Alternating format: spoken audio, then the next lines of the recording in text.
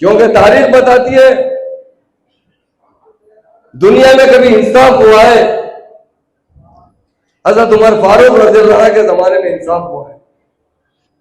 उसके बाद कोई लीडर पैदा हुआ है तो हमारा तेलंगाना का दूसरा महात्मा 1954 में केसीआर साहब पैदा हुए, क्योंकि तारीख बताती है दुनिया में कभी इंसाफ हुआ है, हज़रत उमर फारूक रज़ियल्लाहु अन्हु के जमाने में इंसाफ हुआ है। उसके बाद कोई लीडर पैदा हुआ है तो हमारा तेलंगाना का दूसरा महात्मा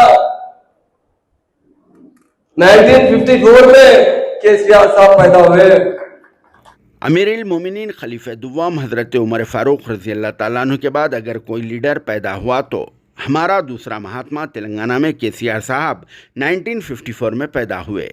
नाउज़बिल्लाह मिन ज़ालिक, नाउज़बिल्लाह मिन ज़ालिक, ये अल्फाज तेलंगाना के होम मिनिस्टर मोहम्मद महमूद अली साहब के होते हैं, जिन्होंने केसीआर से अपनी वाबस्तगी दिखाते हुए बहुत ही शर्मनाक बयान दिया है, जिसमें इन्होंने खुले अल्फाज में ये कह दिया कि इंसाफ के मामले में अमीरुल मोमिनीन खलीफा दुव्वाम हज़रत उमर फ़ारूक रज़ियल्लाहु ताला अन्हु के बाद अगर कोई दूसरा लीडर पैदा हुआ तो वो है हमारे तेलंगाना का महात्मा यानी केसीआर साहब। नाउज़बिल्लाह मिन ज़ालिक, नाउज़बिल्लाह मिन ज़ालिक, इस तरह का बयान देने के बाद महमूद अली साहब ने खम्मम के उलमा की मौजूदगी में माफ़ी मांग ली और अपने माफ़ी वाले बयान में कह दिया कि इन्होंने ऐसा बयान नहीं दिया जिसे कुछ चैनल्स वाले तोड़ मरोड़ के पेश कर रहे हैं, जो बिल्कुल या तौर पर गलत है और उनकी तकरीर के जुमले को कट करके आगे पीछे कर दिया गया। मगर हम महमूद अली साहब की तकरीर के 5 मिनट 15 सेकंड वाले फुल वीडियो को आप सबके लिए पेश कर रहे हैं, जिसमें इन्होंने अमीरुल मोमिनीन खलीफा दुव्वम का केसीआर के साथ खुले अल्फाज में तकाबुल कर दिया। नाउज़बिल्लाह मिन ज़ालिक, नाउज़बिल्लाह मिन ज़ालिक, और फिर ये बोल रहे हैं कि मैंने ऐसा बयान नहीं दिया। हालांकि आप और हम सबको ये बात बहुत ही अच्छी तरह से मालूम है कि कोई भी आम आदमी से अल्लाह के वलियों का तकाबुल नहीं किया जा सकता। तो फिर यह मामला तो अमीरुल मोमिनीन खलीफा दुव्वम हज़रत उमर फ़ारूक रज़ियल्लाहु ताला अन्हु का है, जिनके ताल्लुक़ से ख़ुद रसूल पाक सल्लल्लाहु अलैहि वसल्लम ने फरमा दिया कि अगर मेरे बाद कोई होते तो हज़रत उमर फ़ारूक रज़ियल्लाहु ताला अन्हु होते थे, जिससे इस बात का भी अंदाज़ा लगा लिया जा सकता है कि अमीरुल मोमिनीन खलीफा दुव्वम का कितना बड़ा मुकाम है। मगर महमूद अली साहब ने इस फ़ानी दुनिया में रहने और फिर अपने मार्क्स बढ़ाने के लिए इस तरह से बयान देकर इलेक्शन के दौरान तेलंगाना के मुसलमानों में केसीआर की छवि को अच्छा पेश करने और फिर बीआरएस पार्टी को जिताने के लिए इस तरह से बयान देकर वोटर्स को राग़िब करने की कोशिश में थे। मगर इनका ये बयान इनके लिए ही गले का फंदा बन गया और इनके इस अल्फाज पर हर तरफ से मजम्मत की जा रही है। हालांकि इन्होंने माफ़ी मांग ली है, मगर फिर भी सभी लोगों में इनके इस शर्मनाक बयान से शदीद नाराज़गी पाई जा रही है और फिर मुसलमान बीआरएस पार्टी व केसीआर के मज़ीद ख़िलाफ़ होता हुआ नज़र आ रहा है। और महमूद अली के इस बयान को लेकर मुसलमान अब तो पक्का कांग्रेस पार्टी को ही वोट डालकर कामयाब करने की सोच रहा है। वैसे भी तेलंगाना के मुसलमानों ने पहले ही तेलंगाना में अब की बार कांग्रेस पार्टी की सरकार का नारा दे चुके हैं, मगर अब इस नारे में मज़ीद शिद्दत पैदा हो गई और फिर महमूद अली साहब के इस बयान को लेकर सारे आलम के मुसलमानों में गुस्सा भी पाया जा रहा है। तो चलिए इस मौके पर आप सबके लिए पेश किया जा रहा है इनका ये फुल बयान, जिसे एक बार ज़रूर सुन लेना और फिर कमेंट बॉक्स में इनके इस बयान के ताल्लुक़ से अपनी राय भी ज़रूर लिख देना। Bureau report, RS news, Hyderabad.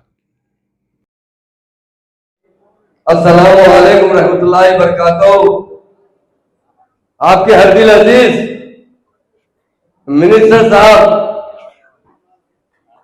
Honourable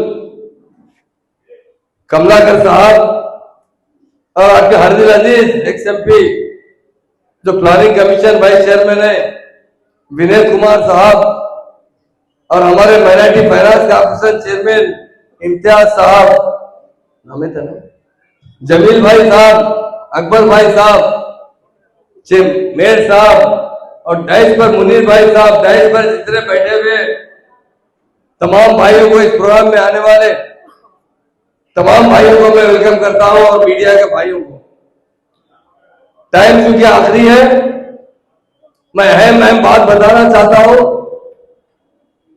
2014 से पहले हमारा क्या हाल था, हिंदुस्तान में अगर कोई लीडर है, सेकुलर लीडर है, तो वो केसीआर साहब है। लीडर तो बहुत पैदा होते हैं। 1869 में महात्मा गांधी पैदा हुए थे, जिन्होंने हिंदुस्तान को आजाद कराया। आजादी से पहले, क्योंकि हमारे बहुत से मुस्लिम भाई उलमा यहाँ मौजूद है, बड़े बड़े बुजुर्ग हजरात हैं, एक साहबी ने गांधी जी से एक सवाल किया, हिंदुस्तान की आजादी के लिए तो आप लड़े, शायद कुछ दिन में हिंदुस्तान आजाद हो जाएगा, आप किस तरह की हुकूमत चाहते हैं? तो गांधी जी ने क्या जवाब दिया? उमर फारूक रजी अल्लाह के जमाने की जो हुकूमत थी, वैसी हुकूमत हिंदुस्तान में चाहते हैं। क्योंकि तारीख बताती है दुनिया में कभी इंसाफ हुआ है, हजरत उमर फारूक रजी अल्लाह के जमाने में इंसाफ हुआ है। उसके बाद कोई लीडर पैदा हुआ है तो हमारा तेलंगाना का दूसरा महात्मा 1954 में केसीआर साहब पैदा हुए, जिन्होंने तेलंगाना वापिस खींच कर लाकर तेलंगाना में अमन कायम किया। मेरे भाइयों से मैं कहना चाहता हूं, ये कांग्रेस की बात चल रही है। कांग्रेस हमारे पास 50 साल रूल की है, 50 साल। अभी हम 2014 से पहले कांग्रेस ने मुसलसिल 10 साल रूल किया। मैं बताना चाहता हूं, कांग्रेस ने 10 साल के अंदर जो मुकम्मल बजट यहां पर खर्चा किया है, आज पेपरों में आया, देख लीजिए। 2200 करोड़ आंध्र प्रदेश के अंदर, उसका 42% हमारे तेलंगाना में खर्चा किया करते थे। देखा जाए तो 930 करोड़ रुपया खर्चा किया है। हमारे सीएम साहब ने 9 साल 4 महीने में 10,800 करोड़ रुपया खर्चा करने वाले कोई लीडर है तो वो केसीआर साहब है। बोलने को तो बहुत बोलते हैं, अभी आकर कर रहे हैं हम 4,000 करोड़ बढ़ाएंगे। अरे मेरे भाइयों, मैं बता दूंगा आने वाले टाइम 4 नहीं 5,000 करोड़ से ज्यादा खर्चा कर हम बता देंगे माइनॉरिटीज पर।